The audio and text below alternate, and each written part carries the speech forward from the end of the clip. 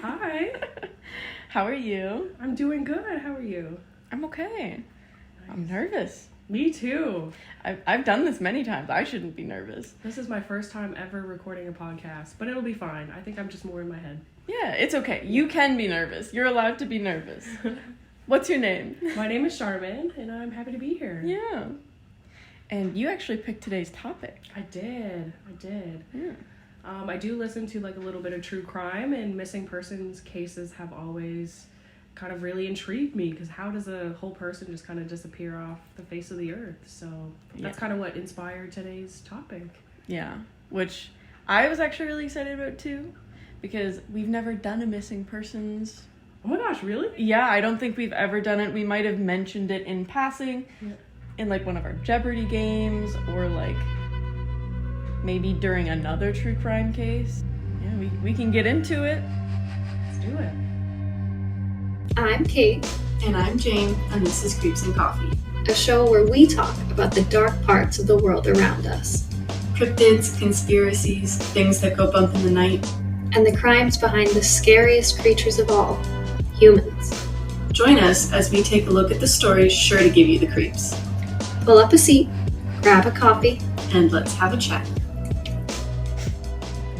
Everybody drink your drink. I got me a pumpkin cream chai. Fair enough. But I just have a regular iced coffee. Delicious. Delicioso. Muy bueno. Okay. Brandon. Missing person. Brandon Swanson.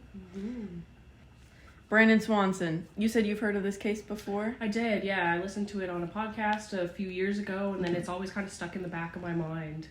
Because there's not a lot of information to go on here, and it's just an eerie case to still be completely unsolved. A lot of speculation, and we are going to be speculating a lot today. Yeah, for sure. Yeah. Brandon Swanson, I briefly heard of it sometime in the past, like 3 years, and it's because of one of the theories around him. I'll talk about it later when we get to the theories section, but people brought up his disappearance in reference to alien abductions. I have heard that as well. Yep. I've heard that. We'll go through all of it. So he was born January 30th, 1989, and I believe he was 19 when he disappeared. Yeah, I think he was in university. Yeah. Yeah. And he was from Minnesota. Shout out, that's where Lucy's from. Lucy's been on before. Woo, Everybody say, hi, Lucy! Brandon graduated from Marshall High School in 2007. He then chose to study wind turbines at the Minnesota West Community and Technical College campus in Canby. I don't know how to pronounce a lot of these names, so if you think you know, cut me off. Yeah, no, I think that's right. Because some of these I'm like, Skolowski, Shadonison. But yeah, so his classes had ended for like the academic year on May 13th, and he decided to stay and celebrate with some friends, get a little drunk, have some fun. I think it was like 2 different parties, or like 2 or 3 different parties he went to that night, from what I understand. Yeah, and people witnessed he had some alcohol.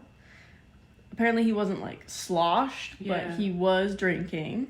Yeah. He then proceeded to try to drive home, which, hey, don't do that, first of all. Don't drink and drive. Yeah, don't do it, because also a lot of times when people drink and drive, they usually end up hurting someone else. Yeah. And that's really sad. Yeah. So don't drink and drive. That's right. But yeah, this was kind of 2008 in a small town or small area. I'm also from a small town. Unfortunately, that is pretty common. Yeah, to like just quickly drive home from a friend's house after like having a few. I've never done it. Don't ever do it. But yeah, it is pretty common. Yeah. I've also seen it happen. I've been in a car with it at one point. I was like praying. I am not religious, but I was like, oh God, please don't kill me. Please let me get home. But this is where it sort of goes downhill, down into the darkness, where we've got no idea what happens. But Brandon was trying to drive home, I think, like, just before midnight, and he didn't make it. Around just before 2 a.m., he called his parents on his cell phone, telling them that he had driven his car, like, off the road. I guess it's a Chevrolet Lumina. Yeah. Whatever that means. I don't really know what that means, but apparently it's green. Gotcha. Yeah. I'm like, cool, green car. Yeah. That I can picture. And he got it stuck into, like, a ditch where he couldn't back out of it. And he wasn't hurt, and he asked them to come find him and pick him up because he couldn't get home. Mm. And so Annette and Brian are his parents. I feel so bad for them. They got in their car or their truck, and they drove out to where he said he thought he was. They kept him on the phone most of the time. The call dropped a couple times, I believe. I believe so, yeah. And then they always kind of reconnected, and they kept trying to find each other, and were, like, using different methods. Like, I think Annette tried to get Brandon to, like, flash his lights on his car, so they could see him. That never ended up working. Yeah. But they just kind of kept trying to reconnect and find him. Yeah. Spoiler, it didn't work. No. Which is also very unfortunate. Yeah. And Brandon gave up. He was like, you know what, guys? I'm just going to walk towards I think it was, like, the nearest set of lights that he could see. Yeah. So he thought he had a pretty good idea of, like, where he was. Turns out he didn't know where he was, and his car was found in a completely different location. Yeah. So he thought he saw the town lights of Lind, maybe? Yeah. And told his parents, like, he was just going to cut through a field, walk towards it, like, it's going to be faster than taking the roads. I'm sick of just waiting here, like, let's meet up in Lind. Just come get me there. Didn't end up working. No. Yeah. But, yeah, he told his dad, meet me here in, I think, Lind. Mm-hmm. And Brian began driving.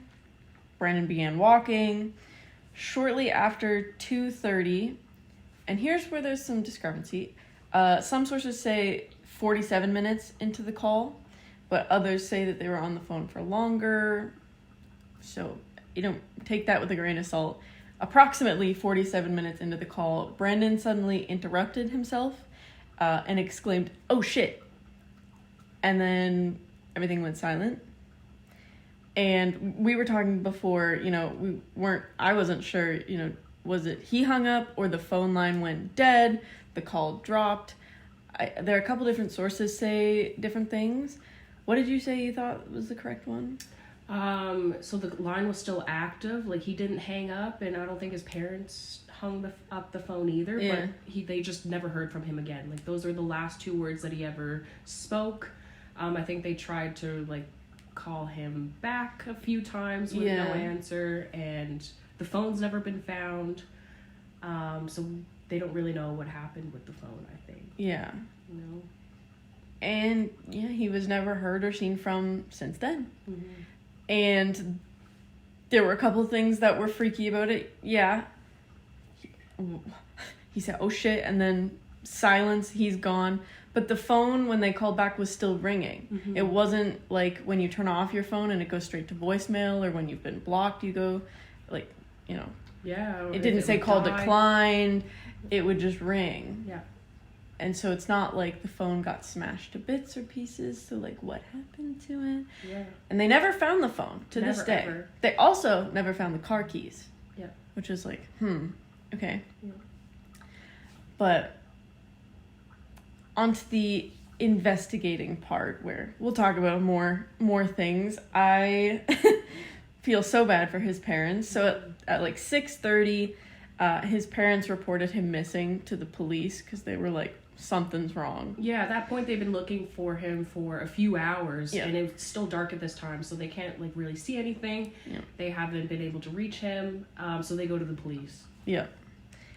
And shocker, the police weren't much help. No. Not in the beginning.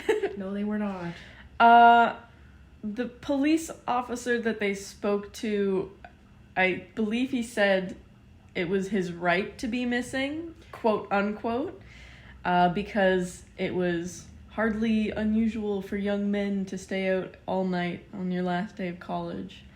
Yeah, they kind of went down the avenue that, like, very dismissive. Brandon is an adult. Brandon can do what he wants. Like, I'm sure he'll turn up, essentially, is what they said. Like, it's his right to be missing. Yep. Which is such a slap in the face for a parent who is so worried about their child to hear.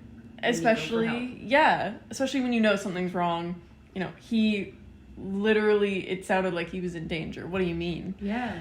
Like, I'm not just, oh, he's out for the night, he's in trouble, he's grounded, where is he? Yeah. It's like, something happened. He called us, his whole car is in the ditch. He doesn't know where he is, really.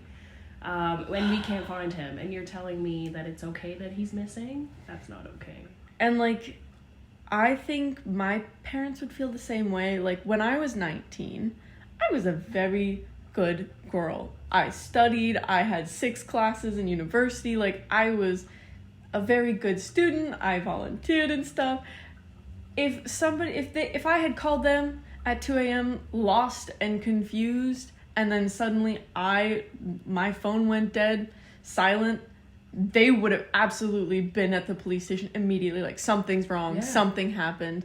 Like, sure, it's my right, but they know that's not me. Yeah. So, like, well, there's other circumstances that happened before it. Like, it's not him just, like you said, not coming home. This is so different, but police did not look at it that way. Nope. They did, thankfully, the Lynn police started a search, I think later that day, but found nothing. Nope. Obviously, they didn't find Brandon in the town or outside of the town. They requested that the Lyon County Sheriff Joel Dahl assist them to help with the search. The sheriff's office got Brandon's cell phone records, which revealed that Brandon had been calling from the vicinity of, do you know how to say Towton? I think, yeah, Towton. Yeah, that's how I would say it. If you're from Minnesota, correct us. I don't know. Please don't yell at us. And it was along the State Highway 68, so it was nowhere near where he thought he was. No, yeah. Which might have something to do with him being a little bit inebriated and it being dark out. Like, true. And another point is, like, Brandon was pretty familiar with this area because he, like, grew up there. He went to school there. Like, he had friends there. But because he was drinking, they think that he was, like, taking the back roads to avoid any, like, potential police presence on the road, to avoid any type of impaired driving charge. Yeah. And I know from experience, like, those gravel roads or, like, back roads in the dark are very hard to tell apart. Also scary. Yeah, very scary. So he thought it's possible that he thought he was going in the right direction and wasn't and got lost. Yeah. And that's why he ended up in a whole different town or a whole different area. But also, if you're lost, why not just stay in your car? That's what I would do. That is a good question. I'm going to stay in my car, sleep in my car, wake up in the morning hungover, and figure out where I'm going. True, you can sleep, wait for light, and then get back on the main road, find your way home, right? A lot easier in the daytime, for sure. I also don't know if it's true, but I saw one thing saying that he was also on the back roads and stuff to avoid the police because he's had previous DUIs. I have also heard that as well. I don't know how much truth to it there is, but supposedly he had 2 previous DUIs. Yeah, fair enough. I only heard about one, but that's fair enough. Yeah. Do with that what you will. Yeah. Again, don't drink and drive. Yeah, just don't do it. Avoid it. And so yeah, they ended up finding his car abandoned in a ditch on a gravel road along the Lincoln County line, 1 mile north of Highway 68. So that also brought in that county, with the county sheriff being Jack Visky. And so they got involved as well. Also, his doors were open in the vehicle. Why did he do that? I also want to mention his glasses were in the vehicle. Yeah. He was legally blind in one eye. In one eye. I think his left eye, he was legally blind. So why would he go out in the dark at night alone, inebriated, without his glasses. Mm-hmm. Why did he leave them there? Yeah. Why did he leave the doors open? Doesn't make sense. What happened? The car was not damaged, but the way that he, like, not really crashed, but the way he landed, he was not able to back out. Like, the wheels weren't touching the ground, and so, you know, nothing they could do. But there was also nothing in the car that was suspicious. Yeah. They also couldn't find any footprints or tracks in the grass or gravel in the area surrounding it, so they couldn't tell which way he started walking, which was very unfortunate. Yeah. Also, like, no blood or, like, obvious signs of foul play or anything like that. His cell phone call was routed through a tower at the intersection of County Routes 3 and 10 near Minota. I honestly have no idea. You got Minneota. It's another small town along Highway 58. You know, by May 15th, I believe, they determined that the call, like, they found, like, a 5-mile radius of that tower. So they were, like, searching that area specifically. They also noted that there was some waterways nearby. Mm-hmm. I believe it Yellow Medicine River was a point of interest where they were like, maybe he fell in. So they were investigating that as well. They also thought that maybe he saw the light atop a grain elevator, and that he might have been walking towards that, which I think might be a valid point, because that's what Lucy said when I mentioned this case to her. Mm-hmm. Lucy from Minnesota literally was like, oh, yeah, he probably saw, like, like a wind turbine or, like, a grain elevator or some sort of mechanical light, not lights of a city. Mm-hmm. And I think she's got a pretty good point that he might have just been walking wrong area. Yeah. They also had... With the ground searches, there was also an aerial team and search dogs. Mm-hmm. I think, bloodhounds were found, or bloodhounds were brought in. They picked up a scent, and they followed it to a field, and then to an abandoned farm, and then along the Yellow Medicine River. Mm-hmm. No body was found. And I think a dog, like, jumped in the river and then jumped back out and was, like, trying to follow the scent trail. Yeah. And then some people say that the dog, like, picked up the scent trail across the river again, which doesn't make a whole bunch of sense to me, because then that would mean he would have to cross the whole river and then get out and start walking again. Like, why did he do that? Yeah. And also, it just seems pretty hard to do in the middle of the night. Especially being blind in one eye, that also messes with your perception of things. For sure. If you've ever tried to walk around with one eye closed, like, your depth perception's a little bit off. Yeah, very off. I don't think I would want to risk swimming across a river at 2 a.m. in the dark while I'm inebriated, blind in one eye, without my glasses. Yeah. It just... And it was also pretty chilly that night. Yeah. From what I read. It was like 40 degrees Fahrenheit, which is like, I just looked it up. I don't know Fahrenheit at all. Yeah. It's like around 5 degrees Celsius. That's cold. Pretty cold to then, like, go in the water and survive. Very cold. Yeah. And so they really were looking for him. His dad, I think, mentioned that he heard his son talking about, like, passing fences and walking by nearby water. So they had the Department of Natural Resources check the river. Gates were also installed, thankfully. The water had been about 10 feet deep on the morning of the disappearance, but it had gone down since then. So they had people walking the riverbanks, they had horses, all-terrain vehicles.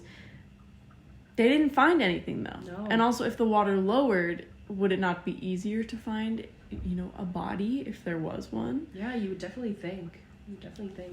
And they searched for quite a long time. Mm-hmm. I think somewhere I read, I think they searched like a total of 120 square miles, which is such a big distance for one person to travel. Like, that's just not even possible. And for them to not have found a trace of anything is wild to me. It's so baffling. Mm-hmm. Yeah, they didn't find anything. Not a single piece of fabric, not a trickle of blood, like nothing. Yeah. So it gets quite sad, to be honest. Sheriff Weisky continued to walk the 2 miles of the Yellow Medicine River every single day for about 30 more days. Mm-hmm. And the Swansons, his parents, would leave their porch light on all night for about 5 years, hoping that he would come back, which breaks my heart. I can't even imagine what a family would be like going through with a missing person. I really can't. Because, like, you'd think, like, I have to have hope. Yeah. Because, you know, there's no proof that he's dead, but also, you know, he's not home. It's been like 4 years. Where is he? I don't know. I think that would haunt me. If somebody I loved went missing and there was literally no proof, no evidence, mm-hmm. I think I'd go crazy. Very, very haunting, yeah. Besides that, you know, searches would go on and off for the next couple years. A lot less searches, though, because, you know, they have other priorities and more crimes are being committed, but they would check on different fields before harvest, and then after harvest, there was more dogs sent out to, like, be triggered to the scent of, like, human remains, mm-hmm. that they went to areas that hadn't been searched before. There was nothing. You know, it would snow. When the snow would melt, they would go back in. Nothing. They set up a tip line, which I believe got 90 leads. Fair enough. Nothing comes from it. Yeah. And at that point, we just kind of, like, we only have theories to go off of. Truly, yeah. Do you have anything to add before I start listing off theories? No, I think that's kind of my full understanding of what happened too. I think we kind of got it all covered. What do you think is the most realistic theory? I've heard so many theories, and some of them are just like really hard to get behind. Like some of them just really don't make sense in my head. But I think the one that I've heard that makes the most sense to me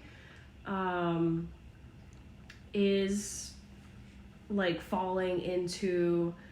I could see how he could fall into the river, but I find it really hard to believe that nothing of his would be found with such like extensive... His shoe didn't wash off. Yeah, he didn't like finding that phone anywhere. Like it really sounded like he dropped the phone or fell into the river and dropped his phone as a result from him like saying, "Oh shit!" But for them to find nothing makes me think that it's not that possibly. But I've also heard theories of him like falling into an old well or like a sinkhole or something like that, which would, you know, cover up a whole person and the phone would likely fall in there with him. So I kind of run with that theory. Hi, Burger. So I think that's kind of where I'm going, is somehow he disappeared that way and maybe not necessarily foul play in this case. Yeah. But again, I don't know. I also think the theory, I'm going to go over it. There's quite a few. Mm-hmm. The one that I believe the most is that he either like passed out, fell asleep, or like died of hypothermia or something on a farm maybe, and then was like run over by like farm machinery, or like somehow got killed and then just never found. Because machines are big on farms. Like if you're laying in front of a tractor, you're getting smushed. Yeah. You're gone. Yeah. That is something I did think about as well. There was a theory like floated that he like fell into the river but then got out and like kind of crawled and like tried to get through fields and stuff and then like died of exhaustion and hypothermia there. Yeah. And then he got, air quotes, disposed of by like farm equipment accidentally. And I could definitely see how people could like come to that conclusion, but I think a body would make some pretty like significant damage to farm equipment, even if it's like a big piece of equipment like a combine or a tractor or something like that. Because I've driven a combine before, and if you like accidentally pick up a rock, like it makes a big banging sound as it goes through that, and it dents the blades a lot. So I think there would be like noticeable damage on the equipment if he did get like accidentally picked up. Yeah, that's just kind of my thoughts. Okay. Yeah, so the seemingly most obvious one, an accidental death. Yeah. Which I think you and I are both like, yeah, that's kind of in that. Probably what happened. You know, he was a little bit drunk. He didn't have his glasses on. He was very disoriented. He did not know where he was going, even though he thought he did. At this point, he also lost his phone or was not able to use his phone for some sort. I know I'd be screwed if I was in the middle of nowhere country and my phone died now, because we have Google Maps and stuff. I have no idea where I'm going. I would be dead. Yeah. I also would be like, oh, well, guess I'll go die. Like, but yeah, most people think he drowned in the river, or he, fell down exactly what you said, a well or a sinkhole or a cliff, just something, oopsies, it was an accident, he's gone, no malicious intent. On the same sort of vein, people think it's the aftermath of an accident, maybe he fell in the river, got out, froze to death, gone. Animals picked away at his body, coyotes dragged it off and ate it, that's why there's no proof of anything. That one I feel like a little bit less realistic, because would the dogs not have picked up the scent? I think so, yeah. Like, I didn't see anything about it raining or anything to like wash away any proof of any of that, so I'm not super confident that an animal like took the body and ate it, but yeah, you would definitely find some carcass, remains, bones, or his clothes. Yeah, you would find something. Tell me a wolf ate a t-shirt and sneakers, like, come on. Yeah, if an animal got a hold of them. Another theory is that, this one I don't think is very likely, but that it was a staged or intentional disappearance. Maybe he wanted to leave, start a new life, so he faked his own missing persons case, and he staged his disappearance, and he's out living life as a different person under a different name. Yeah, it seems like a lot of work to go through to like calling your parents, and like asking them to come get you, when you could just crash your car into the ditch and disappear. Like that, I feel like that would have almost the same effect. So why would you waste your time trying to get help if you're trying to stage your own disappearance, Yeah. That one I don't super believe, because there are much easier ways to have done that. Yeah, for sure. Alien abduction. Woo! Heard that as well. Like, maybe. And honestly, in this case, it makes the most sense. There's not a trace. Nothing. Like, most of the time, I'm like, oh yeah, aliens. Sure. Whatever you want, bro. Hey, there's nothing to prove or disprove this one. Yeah. We don't know. Yeah, it really does seem like he was just kind of zapped up. Because what if he looked up, saw a spaceship, oh shit, gone. Yes. And he's off in space getting probed. Like, we don't know. Yeah. And that's... Hey, aliens. Give him back. Yeah, why did you do that? Let his parents know.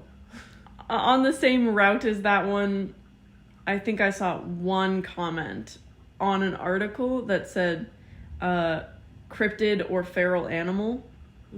Sure. Yeah. Throw that in the mix. He could have got attacked by like a wild animal or a cryptid or a monster.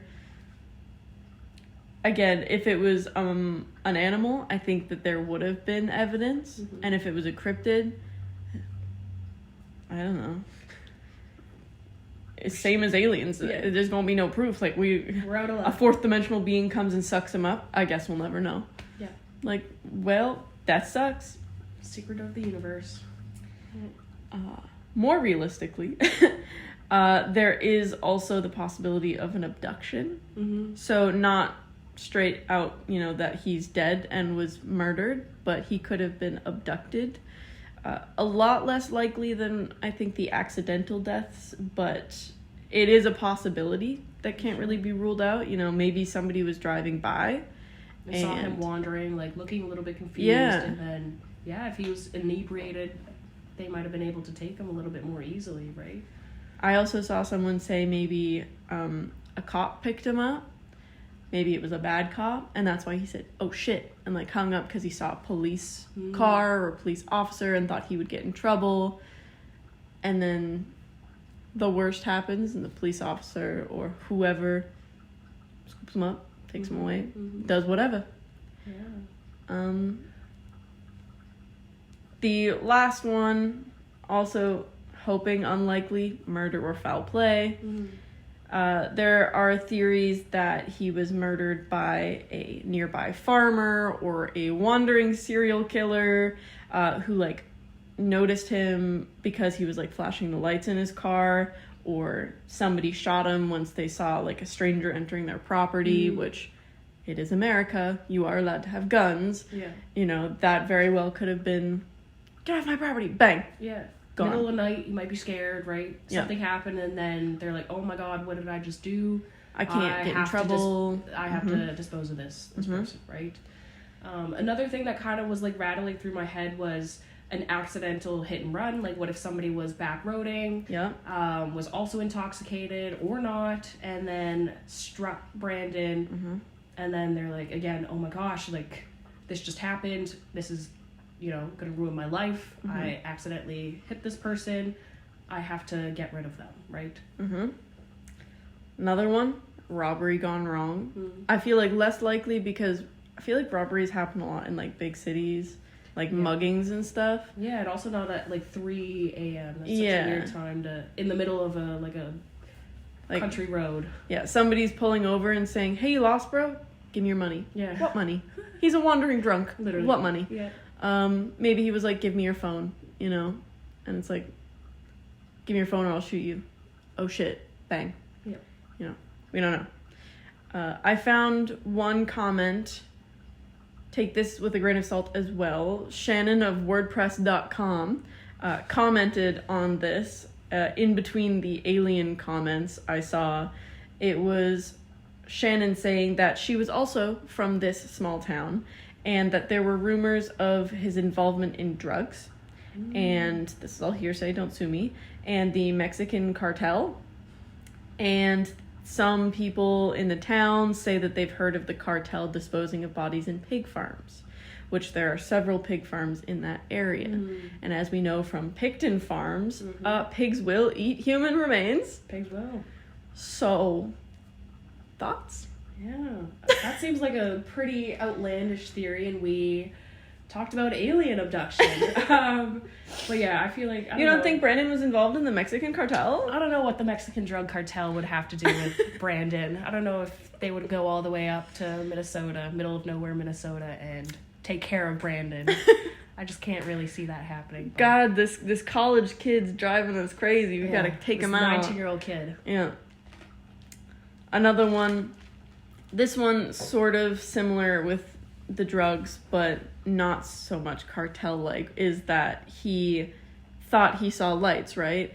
Maybe he was walking along and came across a set of cars parked next to each other, two parties doing a drug deal. Wrong place, wrong time. They see him, he's a witness to something now, and then they take care of it. Yeah, I've never thought about that. And, maybe they pointed a gun at him and were like, "Hey, oh shit," hangs up the phone. They say, "God, we just sold them meth. We got to get rid of this witness." Yeah. Kill him. Also maybe feed him to pig farm. Yeah. Or something along those lines. That was my last theory. There's a couple of things that I want to talk about. I want to know what the "oh shit" sounded like. What was the tone? Because I didn't hear any audio of it. Did you? No, I don't know. I don't know if it's released or anything. I don't know if it's available. Any, audio evidence. But I feel like that could have helped point to it a little bit. Yeah. You know, was it a, oh shit, or like a, oh shit, as like you're falling? Yeah. Like, what kind of oh shit was it? I think from what I read in some of the interviews that his parents gave, it did sound like a surprised or kind of like a distressed oh shit, not like a oh shit, you know? Yeah. So it did cause them quite a bit of concern, the way that he said it. Yeah. But that's as much as I know about it. Yeah. And like, it is very easy to get lost because very small town country roads and stuff, there aren't a lot of signs, even if you could see. Everything is just kind of like, oh, you take a left on da-da-da road, and there's no like official markers usually. Yeah, take a right at the warp tree. Yeah, exactly. And I know I think somebody on Reddit was like, did they interview a bunch of like the town people in each of the nearby towns, like not the one where he thought he was going, but like the one nearest to the car, that sort of thing. You know, maybe he ended up making it to town. Maybe he had dropped his phone. Oh shit. Figured, you know, whatever, I can't find my phone in the dark. I'm walking to the nearest town. He gets to town. Something happens to him there. You know? Another like interesting point was that his parents, when they were on the call with him, they said that they could kind of hear like water nearby. And they also said that he wasn't, like, he was making sense on the phone. Like, it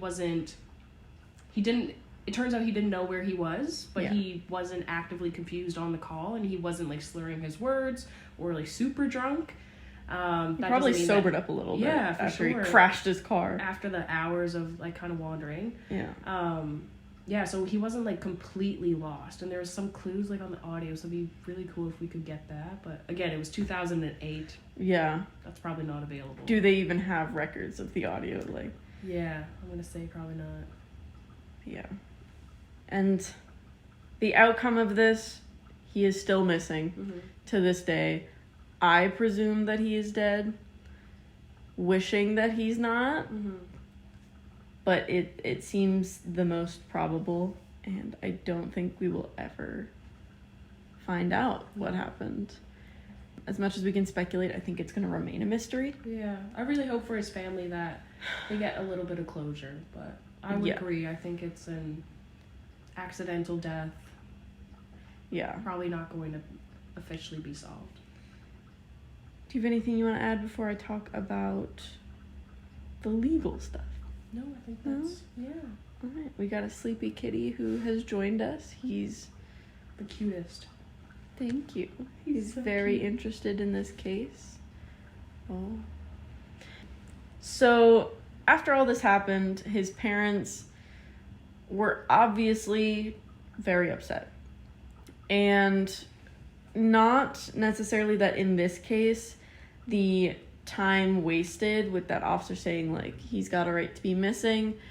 I don't know if in this case it would have made a difference if they had started looking for him at 6:30 as soon as it was reported, or, you know, that it was a couple hours later. But sometimes a couple of hours does make a huge difference. Yeah. In a lot of, like, abducted children cases. Yeah, I was going to say, especially with child abductions. Because it's like, what's the stat? Like, usually within 48 hours, if they're missing, they're dead. Yeah. So yeah, like 4 hours between actually going to investigate when it's reported, that could be the difference between life or death. Yeah, literally, yeah. And so, Annette, his mom, didn't want this to happen to anyone else because she was a mom. She knew something was wrong. And I think this will hit close to home with Caitlin now, my co-host. She has a child now.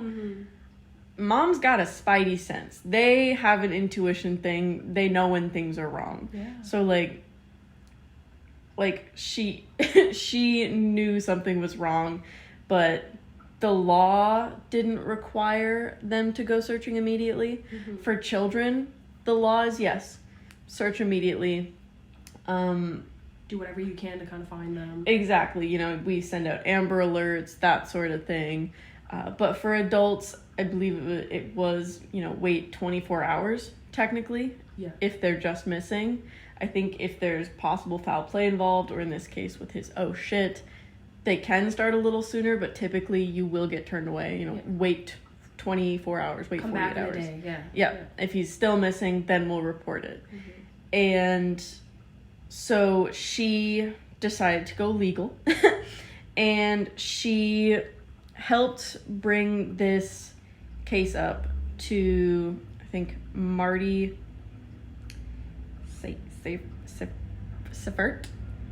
Seifert, and this person introduced the bill called Brandon's Law, and that would require the changing of the wording for the missing child program from child to person, so that all people could be looked for immediately. And there was a lot of resistance, apparently, about this. Really? Yeah. People were upset, I think the committee had some people being like, oh, well, like, this affects people's privacy, blah, blah, blah.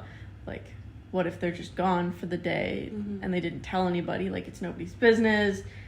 They thankfully were, like, overruled. And so there was a lot of concerns because phones and stuff were getting more popular. It was 2008. People were like, well, you can't go around, like, just, like, using people's cell phone records and stuff, like, all wishy-washy.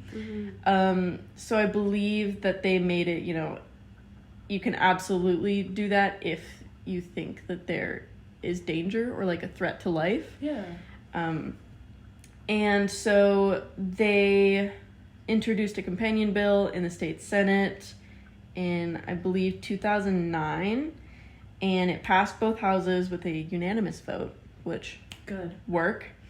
And the Swansons and their daughter attended the ceremony, which I think is very sweet. And they also changed like a requirement in the police force where it decides that the preliminary investigation that reported the person missing is the one who is officially in charge of the case, because what happened with his is it went through so many different county lines that they all kind of got involved, and I guess it brought some legal issues after, like, this case was open in this one, they wanted to close it in the other county, and it just made a whole big mess. And I feel like once you start blending, like, police lines and county lines and whatever, information gets lost. Like, one police department could be investigating one lead, and they have their officers on it, but County B over here doesn't know what they're doing. And I think if everybody kind of worked together, you get a lot further in the case, but information gets lost if it's kind of split up. So that's a good point too. Exactly. So that is exactly what happened. So they amended it so that it was a bit more clear. Police were also no longer allowed to refuse a report based on English, police were no longer allowed to refuse a report based on initial beliefs that no criminal activity were involved. If the person, no matter if the person disappeared intentionally or not, they have to investigate it anyway. Which I think is the bare minimum. Like, you're there to serve and protect a community. How are you going to turn away a missing person's report? What if, even if it turns out to be nothing, like, barely any sweat off your back? Yeah. But the fact that you turn away missing persons reports, like, hey, oh no, this person got lost, they did crack, and they were found on the side of the street. Hey, you found them though. Yeah. You found them. Peace you brought of mind them for home. their family, right? Like, we're doing our job. Yeah, literally. Besides that, all of these laws took effect in the beginning of July of 2009. 4 other states have passed similar laws because of this. That's great. I believe the guy who helped pass the legislature in 2010, he is quoted to say, "I consider it one of the most important bills I authored in my 14 years. It will save lives." 100%. Because a thing that's often repeated with, like, missing persons cases is that same thing of, like, they're not missing until they've been missing, gone for 24 hours, right? Or it's their right to be missing. Time and time again, we hear that. But if we can take that piece out and just kind of start investigating immediately, Yeah. I think more would not be unsolved. And also, if you're going to the cops, it's already at the point where you think something's wrong. Of course, yeah. Like, if my friend Anna went missing, she's never been out of reach. She is always a phone call away. So I would know something's wrong. Yeah. And if I wait 24 hours, 48 hours, if I'm at the point where I feel I need to call the police, because I don't like to talk to the police, I don't like to call 911. Yeah, most people don't. And I do that downright refuse. Yeah. I've called 911 once, and they were actually quite mean to me and didn't help at all. Yeah. So I don't ever want to do that again. If I'm calling, something is wrong, and I need help. Literally. Yeah, most people don't just go to the police for no reason. Like, Yeah. Like, I'm It sure takes us- it has happened. for sure. Yeah. People do Like, crazy stuff all the time. Oh, it's a waste of time. Hey, you got paid for it, bud. You got paid to do it anyway. You're doing your job. What do you mean? But yeah, that's all I have on the case of Brandon Swanson. Do you have anything else? No, it's a horribly tragic case that we still don't have any answers. I think we both feel terribly for their families. Yeah. Or for his family. But I think that legislation that came out of it is really crucial, and hopefully it will help other families kind of avoid some of the same pain that the Swanson family is experiencing. I also wish we could have that in Canada, because I'm pretty sure in Canada it's still wait 24 hours for an adult. I think so too, yeah. Which, respectfully, so screw you. Yeah. Screw you. The States has you up on this one. Yeah, and that very rarely happens. Very rarely to go, America was right. Yeah, right? But yeah, should I outro us? Do you have anything else you want to say? No, I think that's everything from me today. Well, thank you for being here, Sharman. It's been a pleasure. I had a great time, honestly. Awesome, It's my yay. first podcast. I'll be back if you'll have me. Please. For anyone listening, go follow our Patreon, patreon.com/creepsandcoffee. Follow our Instagram, creepsandcoffee. Follow X/Twitter, creepsandcoffee.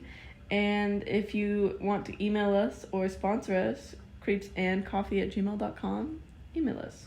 Yeah. Do it if you know what's good for you. Yeah, and that's a threat.